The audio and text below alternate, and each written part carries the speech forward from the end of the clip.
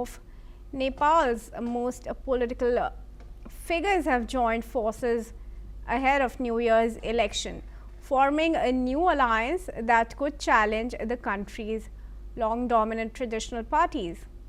Rashtriya Swatantra Party chairperson and television host Rabi Lamchane and Kathmandu Mayor Balendra Shah announced the pact, pledging to respond to the demands of younger voters following deadly anti-corruption protests in September. Those youth-led demonstrations sparked by anger over corruption and economic stagnation left at least 77 people dead and forced the government from power.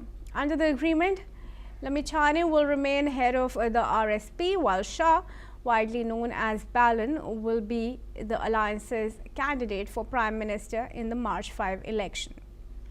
RSP leaders described the partnership as a sign of hope for a new generation.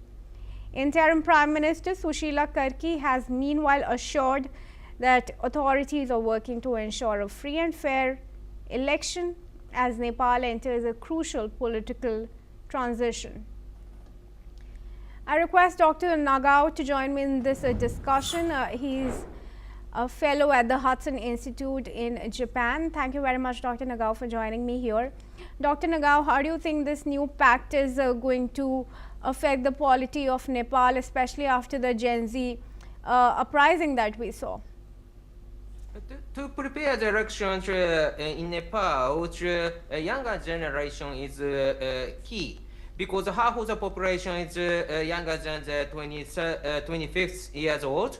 And in this case, younger people's revolution has happened this year is, of course, the cause of this election.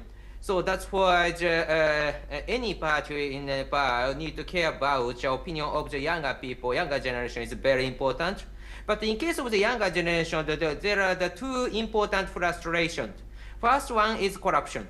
Of course, the corruption and the limited access to the information related with the corruption is very important. And especially the younger generation cannot access the huge amount of money. So that's why this corruption-related issue is inequality. As an inequality, this is very important. But at the same time, indeed, hiding secret agenda is indeed SNS. Of course, the cause of the revolution this year has, of course, when the government banned SNS, that was the cause of the problem. But why is matter? Indeed, in the developing country, the infrastructure rely on SNS more. Because in Germany, for example, Germany is not a developing country, this is developed country. 93% of the population access the internet, but only half of them use the SNS. So in this case, Germany do not rely on SNS.